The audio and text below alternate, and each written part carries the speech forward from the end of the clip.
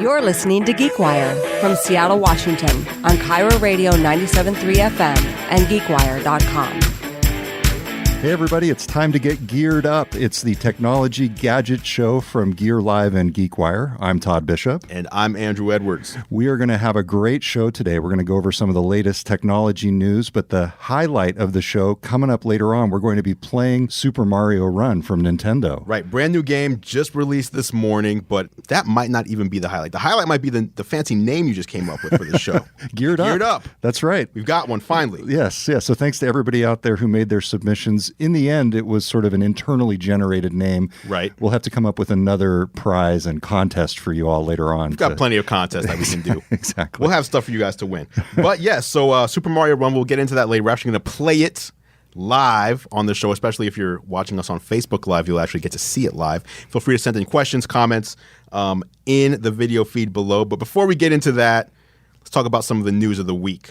That's right. AirPods. So yeah, the first big gadget news, AirPods. Apple delayed the AirPods. They were supposed to ship by the end of October. Well before the Christmas holiday season. Right. And so then the rumor was that they weren't going to be able to get them out until like January or February, completely missing the holiday season. But as of 10 minutes ago, Apple announced that they will be in Apple stores this coming Monday, in very short supply though. So what are people's chances of getting AirPods under the tree this holiday season? It depends on how much you want to spend, quite honestly. I mean, so obviously if you go to the Apple Store, you're probably going to want to wait in line until they open. So you want to get there before they open because they're going to sell out. That's just what's going to happen. Yeah, and I should say $159 a pair.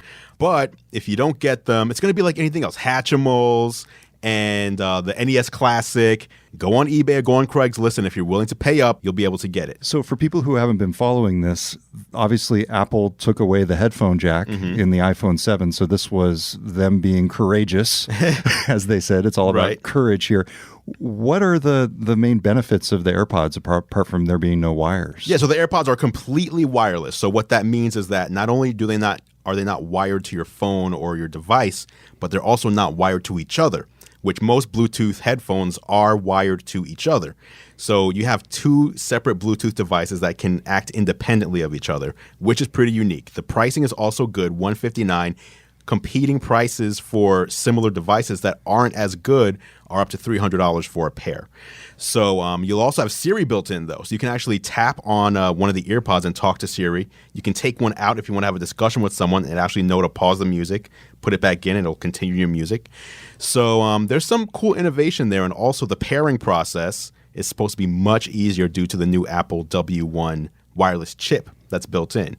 So it uses Bluetooth to communicate with your phone or your tablet, but it uses the W1 chip for pairing, which you basically just hold the device up to your phone or up to your tablet, and it'll automatically recognize it, automatically pair it, and then not only pair it to that device, but use your iCloud credentials to pair it to every iCloud device that you have. Whoa. Yeah, so if you take the AirPods and turn off your phone and go to your MacBook Pro, for example, it'll automatically already be paired there. Wow. So this is really Apple pushing the boundaries here, because even though there are many Bluetooth earbuds, headphones out there, like I go to the gym and I still need to plug in a headphone jack into their system to be able to see the TVs up there, listen to the TVs up there. So I don't know. It feels like this is like maybe a year or two ahead of its time still. Right. And I can definitely see that. But that's the thing with Apple. Like, it's always a year or two ahead of time because everybody's waiting for Apple to do it first. So, like, I guarantee you the Galaxy S8, even though when they announced the S7 and the Note 7 and they were like, we still have a headphone jack, I will guarantee you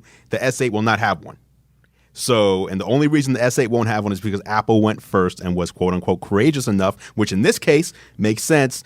Samsung's not going to get all the hate for removing the jack. Apple got all the hate a year earlier. So I think that's why it always seems like Apple does it a year early. It's because they do it first and everyone else feels like, okay, now we can do it because people won't be mad at us. So will you be buying yours on eBay? No, I actually have a hookup at the Apple Store. So they actually contacted me a few days ago and they were like, do you need AirPods? If so, let us know. We'll hold one for you. So, okay. Yes, I will. I will be getting those day one. So we may be able to test those here on Geared Up. Next week on Geared Up, we're talking AirPods. All right. That sounds great. You mentioned the Galaxy Note 7. There was also some news on that front this week as well. Yeah. So we know that that's been discontinued because it was blowing up and Samsung couldn't figure out why. But some people decided to hold on to them. It actually is a great device. And if it wasn't blowing up, it is arguably the best smartphone ever released, definitely of 2016. It's really right up there between that and the iPhone 7. So some people held on to it. Like, mine's not blowing up. I love this phone. I'm not going to go trade it in for something that's not as good. And so Samsung's releasing basically a kill switch, and they're going to disable all the Galaxy Note 7s that are left out there. So they won't work. Talk about a brutal end for this device, which horrible. had such promise. As you said, it's horrible. It's a very well-received device, except for the fact that it blows up. Right, and it looked amazing. It felt good in the hand. It is pretty. It's a sad ending, and I'm wondering if we won't ever see the Note, ever again. I don't think there'll be a Note 8. Like, they'll have to change the name. I think the whole Galaxy Note brand is permanently tarnished. What about the Galaxy brand itself? Because, you get on the plane and people don't know the difference between the Galaxy S7 or the Galaxy Note 7. Right, including the flight attendants. Exactly. I've been on a few flights where they just said, if you have a Samsung Galaxy device, it has to be turned off and you cannot use it. And like, it's supposed to be the Note 7 that has a problem. But they were like, hey, if your phone says Samsung on it, turn it off. So I think there has been some permanent damage done there that, not only did Apple capitalize on that, but, Google launching the Pixel, like around the same time. They got a nice boost out of there for Android. And then any other Android phone makers, like the LG V20, like there were some other really good phones that came out around the same time where most people think it's iPhone or Samsung. And now I think because of that mishap, Samsung's kind of out of the conversation right now. Yeah, so does this mean Apple's just going to reign supreme here in future smartphone generations? How does this play out? They have to do something big, I think, next time. Like Samsung will. Well, Apple will. Apple's going to have to do something big next year. And there's so many odd rumors for this upcoming there's the iPhone 8, there's the iPhone 7S, and are they going to launch at the same time? Are they going to do some big, design refresh because they've done the same design for 3 years in a row now, which they've never done before. It's usually 2 years in a row and then new design. So, the rumors are they're coming up with a new design, a new screen technology. And if anybody out there follows Robert Scoble, he's saying the phone's going to be completely clear, like a piece of glass, with some sort of internal projection at the bottom that'll like project an image onto the glass. So we'll see. I think next year is going to be all about virtual reality and augmented reality for Apple. Very cool. Well, hey, I know a lot of folks are tuning in on the Facebook live stream to hear about Super Mario Run. We're going to be playing it live here a little bit later on, but let's talk about this game. What does this mean for Nintendo to be making its debut with the Mario franchise on the iPhone and iPad? It's a big deal, I think. I mean, personally, when we talked about it last week, when Miyamoto came out on stage at an Apple event, it was just amazing to see. It's something I never would have thought I would have seen at an Apple event. And now here it is. It launched this morning at 10 a.m. Pacific, and both companies are going to make a lot of money here. So Apple obviously keeps their 30% for the App Store. It's a $10 game to unlock the full experience, and you can download it and play the first, I believe, 3 or 4 levels completely for free. So if you just want to try it out and see how it is and don't feel like spending any extra money, you can just keep playing the first 4 levels over and over at your leisure for no price. So I've heard from some analysts that they think gamers are so used to the model where the thing's free and then you unlock, different rewards and the basic in-app purchasing model, right, that people are so used to that they're not going to be willing to pay the $10 up front to Nintendo. Well, here's my opinion on that. I think the people who are used to in-app purchases are kids. Like, adults hate in-app purchases. I have never seen someone who's ever said, I really love having to keep paying over and over for treasure and coins and whatever to continue going through this game. People hate that. It's the people whose names are not on the credit card who there like you go. It. Right, exactly. So, kids are fine with in-app purchases, but I think adults are just like, hey, I want to either get a free game or I want to pay the price and just have what I know I paid for. I think the thing here, though, and I'm not sure how big of a deal it'll be, is that this is on the much higher end of pricing for iOS games. $9.99 to unlock the full game. And I was saying earlier, even something like Minecraft is only $7, $6.99. So this is definitely, up there in terms of pricing. But at the same time, for me, $10, like that's less than 2 Starbucks coffees. So it's not expensive in the grand scheme of things, but when people are so used to paying 99 cents for a game, There's that. But it looks like a Mario game. It sounds like a Mario game. It feels like a Mario game when you play it. I think Nintendo and Apple are going to make a lot of money with it. And there's going to be a lot of excited, both kids and adults. It's funny you should mention that. You know that Starbucks just recently debuted a Pokemon Go Frappuccino. Oh, right. Have you tried that? I have not yet. It looks weird. It's like blue. It looks like they took a Squirtle and blended him up and here's your drink. So, and they do cost almost $5. So it is basically Exactly. 2 of those Frappuccinos to be able to equal a Super Mario Run. Right. Good deal. So we've got Super Mario Run loaded up, ready to play, and we're going to take it through its paces right around the corner. You're listening to Geared Up from GeekWire and Gear Live, and we will be right back after this break. All right, welcome back. It's Geared Up, the weekly technology, gadget, and consumer electronics show from GeekWire and Gear Live. I'm Todd Bishop. And I'm Andrew Edwards. So what are we doing today here, Andrew? Well, we're talking about gadgets, and we're playing Super Mario Run. It just came out. People have been waiting since the last iPhone event, which was in September. So 3 months we've been waiting for it, and it's finally here. It came out this morning, 10 a.m. Pacific. Super Mario Run. I have it loaded up here on an iPad. You can play it on an iPhone, an iPad, or an iPod Touch. And should I just jump in? Let's load it up. All right, here we go. So Super Mario Run. I'm playing it here on an iPad Pro, and we have it mirrored to the TV via this fancy HDMI to Lightning cable. So I'm going to go into Tour because that's the main game. And I'm just going to go to level 1 just to show you what it looks like.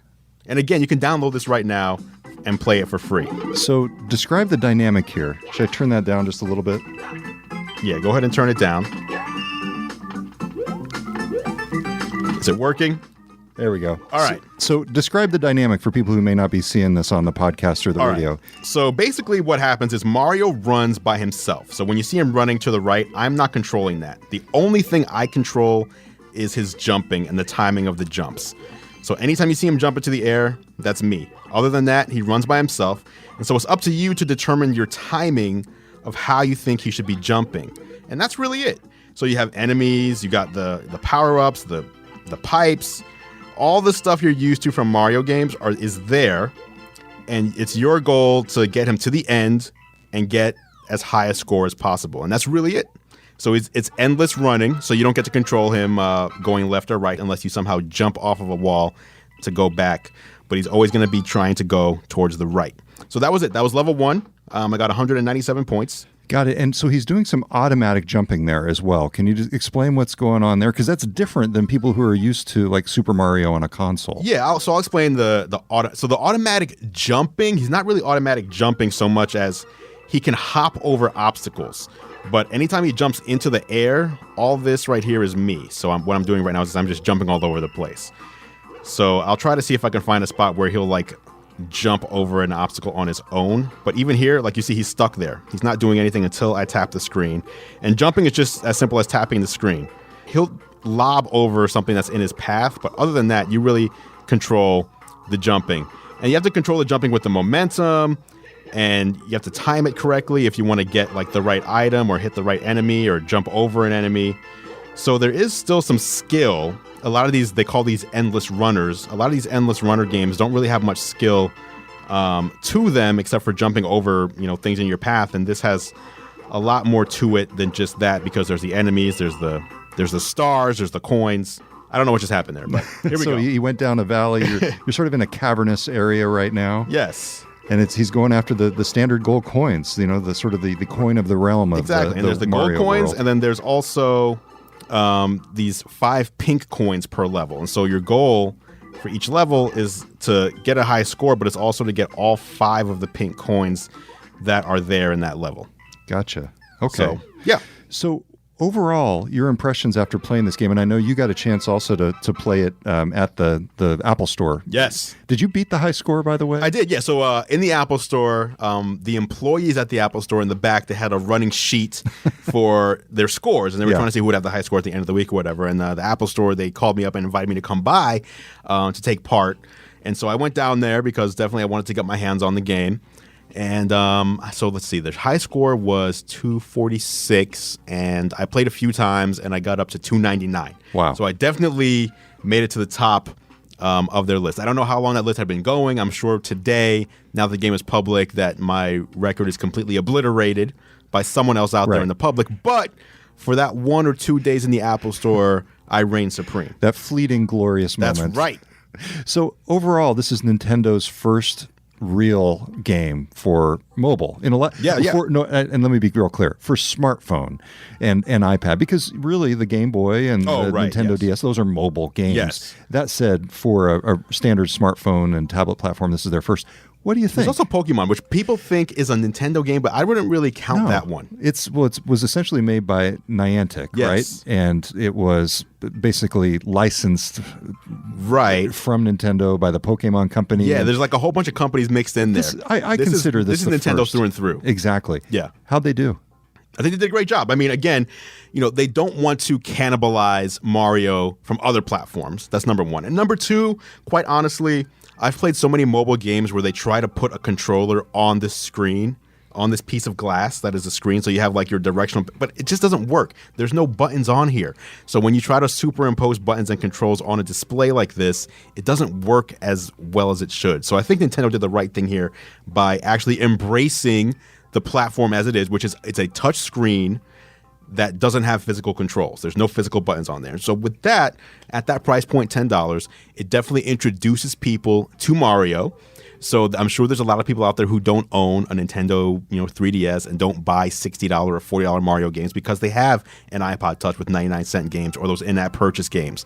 So now it introduces a whole new generation to Mario, and at the same time, it lets people who grew up with Mario play those games on the device they already own without having to go out and buy a whole new system. So I think, in my opinion, they did a good job. So what's next? Can we expect to see Zelda on iOS? Man, I'd love to see Zelda. I think I saw something earlier today that Animal Crossing is going to be coming to iOS, and I think Animal Crossing is a good one too because it's a more laid back game. Yeah. Not a lot of high action, and those characters kind of fit into me with like just mobile and the lean back experience.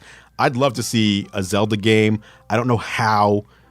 They have to come up with a concept. They can't do like Legend of Zelda Run. You can't do everything just running right. and you're just jumping. Like they have to come up with a new concept. I'd love to see like a Mario Party game as well. Yeah. Like maybe multiplayer Mario Party. What about Mario Kart? Oh yeah, Mario Kart. That would be That'd awesome. Cool. Yeah, because you have the accelerometer in here, so you can just steer and like just tap to shoot. I would love to see that too. Yeah. Just simplify it and optimize. I think that's the key. Optimize it for the platform. Don't take something that was released on a console that has a physical controller and dumb it down. Actually make something original for the smartphones and tablets. So are you going to give this a try? Yeah, let me absolutely give it a try. So which level should I go into? And while I'm doing Start this, with level 1. We should say there's already been some people complaining about the experience being too fast. In other words, they beat the game too quickly. There's an option for those people, though, right? We were checking that out. Right. So there's the Toad Rally. So it's true, like there's only 24. Was it 24? Yeah, I think it's 24 levels. So there's 24 levels in the game. Each level takes maybe a minute or two. So it's not going to take a long time to beat the game. But I think there's a lot of replay value because you have the Toad Rally. And the Toad Rally matches you up with the records and scores of other people who've played the game. And you basically get to play against them, not in real time, but you get to play against their score and try to beat their score. So there's always going to be someone who you can play against and try to either beat their time or beat their score, or get more of the Toad Mushroom guys cheering for you than cheering for them. Right. Okay, now I'm in some sort of weird room here, Andrew. What's you're going on? You're on a level I've never even played before. Okay. You're in the ghost, one of these ghost houses. Houses. So this is you have to figure out which door to go through in order to make it through the level. Is that so? No, I just went in the green door. Did I make it through? Let's see what happened. Yeah. And so one important thing about the game dynamic is that the longer you press, the higher you jump. Yes. And that thing right there, this little yellow arrow, that allows you to jump higher. Oh, okay. So you jump while you're on it. All right, so while I'm playing this, we're going to say farewell to the radio audience. If you want to see what we're actually doing, you can go to geekwire.com/podcast Yes. and look for the Facebook Live video of this experience. So until next time on the radio, I'm Todd Bishop. And I'm Andrew Edwards. We'll talk to you next time on Cairo Radio 97.3 FM. All right, so let's keep playing this thing for folks who are on the podcast. I think you need to switch levels because this is a more confusing one. Okay, so how do you get it? Get me out of here. We're going to get you out of here. You got to go to level 1. You got to start from the beginning. Oh, and there's one thing I forgot to mention too. There is a way to go back. All right, so here we go. This is a more normal level. So this here. bubble up here, if you tap that, it'll bring you backwards. So as you can I see. here, and then you press again when you've gone back enough. Now, Why the would you thing want to is, do that? Because you missed coins? You missed something, or there's two good things in the same spot, so you have to choose which one you want to get. But the thing is, you can go back as far as you want, up to 2 times per level, but each level is timed. So if you go back too far, you won't be able to make it to the end of the level, and you won't beat it. Got it. Okay, any tricks for gameplay based on your... I mean, is there any particular strategy that you found works especially well? I mean, you had the high score at the Apple Store, Andrew. Right. I mean, for me, it's really knowing when you need to use that bubble. So the bubble lets you go back and grab extra stuff. So it's kind of like you got to explore the levels a couple times first to figure out what is in the level and where they are so that you know exactly what you need to get. Like there's an invisibility star somewhere. Oh, okay, you just made it. You made it. So you had 10 seconds left. So if you had used that bubble again, you might not have made it and you would have lost. So it's all about the timing. That's really what this game is about. This game is really about timing. Now, I'm looking here. What are these purple circles? So yeah, these purple circles you see here, there's 5 purple or pink, I'm not sure which they are, coins throughout the level. And if you get all 5 of those, you get a bonus. Okay. All right. Let me go on to the next level here. So let me see if I can use that strategy. You really want to use the time wisely, basically. That's World 1-1. You're doing it again. I'm doing it again. All right. Now, okay. why don't you talk through it? I want to hear your experience. So I'm talking and playing the game. So I'm getting every one of the coins that I can, but you're right. It's almost impossible to get every single coin. Right. So I'm jumping, and the nice thing is it's jumping a lot of those enemies, the mushrooms there. Oh, there we go. So there you go. You got one of those. Yeah. Now, okay, so now let's say I've got 43 seconds left, so I'm going to press the bubble. Okay, so and see how far back I go. And when you want to get out of that bubble, you just tap on the screen. And so it's a calculator risk. Oh, it stopped the time. Oh, wait, did it? It did, Hold on. Okay, so yeah, it stops the time, but you now have to make up that time because, the timer's going back, again. Yeah, you're farther back now. Okay. So jumping over all of the But it was a good mushrooms. risk because now you're hitting more stuff that you missed earlier. Yeah, exactly. What? Okay. All right. And it's also about how hard you press or how long you press because, like back there, you pressed a little too long and you went over the bricks that you wanted to hit. Oh, and there I go. Tap, jump. Okay, so when you're against the wall, you can actually jump and ricochet back up. Oh, you can. Yes. Okay. Okay. And now you only have 18 seconds. I would be shocked if I made it through the level at this point. Shocked. So what happens if you don't make it through the level? Is it a complete failure? It's a complete failure. Complete failure. I don't even know if you get to keep any of your coins. Oh, there it is. There it is. Should we end on that note, or do you want to? Sure. Why don't you, after that? Why don't you show folks how it's actually done, Andrew? All right. I'm doing it. Level 1-1. Here I go. Watch me. By the way, you can see the show on Facebook Live. If you're missing this, yes. If you missed it, you can also catch it on GeekWire when we post it. You can catch it on my YouTube channel, youtube.com/GearLive as well. And if you want to pay the $10, you can also download, or you can play it yourself. Play it yourself. Here we go. I'm feeling good about this so far. I mean, I missed a few of these pink coins though. So you just fell into the thing, but you tapped, and so you bounced yourself out of it. There we go. How would you describe the difficulty level of this game on a scale of 1 to 10? 10 being the hardest. I mean, it's all about it's a game that's all about timing. So the timing can be difficult, but it's not a frustrating game. And I think that's the key. It's challenging to get the timing down, but it's still fun. It's not one of those frustrating games where you miss something. You're like, oh, I got to go all the way back and do it all over again. Or, I tried to beat this level 10 times and I keep losing. So it's a good balance that way. Okay. Any other observations on this game for people who are just picking it up for the first time? Anything that you would recommend they try or avoid? What I really recommend people do is download the game and don't pay the $9.99 yet. So just download it, go through the first few levels, see if you like it or not. If you enjoy those first few levels, then you'll probably enjoy the rest of the game. And if you're not really wowed by it, you can still keep the game and play those first 4 levels, as much as you like, and not ever pay another penny. So is this like the best game you've ever played on a phone? Or how does it rank? I think the word best is it's a hard word to deal with because I don't know if it's the best, but what I like is that it's fun. It's one of the most fun games, and it's also one of those games where you can just jump in. You have a few minutes at you're waiting in line at the grocery store or whatever it is, and you can jump in, you can play a level or two and jump out without that time commitment. So I have some games on my iPhone that, if I don't have 10 to 20 minutes, there's no use even opening that app up and trying to play. You're not going to get anywhere. So this is one of those more casual things where you can just go in, play for a little while, and then just jump right back out. And again, you have that whole Nintendo Mario charm as well. So as we're talking about this, have you ever played the game Alto's Adventure? Is that the skiing one? Yeah, the skiing snowboarding game. Yes. I actually like that a little bit better than I like Super Mario Run. Now let me ask you why, because the thing with that game is they're almost the same game. The guy is going and you're all you control is the jumping, but with Alto's Adventure, it's more of like a tranquil music and there's no like real enemies, so to speak. There's maybe one or two every now and then. There's the guy who rides after you on horseback. Yeah. So are you just more of a, I like the environment of it. I like it is a little zen at times. And Mario feels more toyish, Yes. It's like a game from your youth. I don't know that I would spend a lot of time now immersed in this world. That's interesting. Like I like it because like I like the nostalgia. I get like a positive vibe from the. I agree, though. It is more like it's like that toy aspect. Do you want that to be your current life? Do you know what I'm saying? Or do you want it to be something you remember from your past life? Right. No, I mean, again, this comes down to, I guess, personality. Like for me, as someone who I consider myself a gamer, and also as someone who's just into tech, I just like, I like new things, obviously. But I also like, there's specific brands and franchises that I really enjoy. Like I'm a big fan of Apple. I'm a big fan of Nintendo.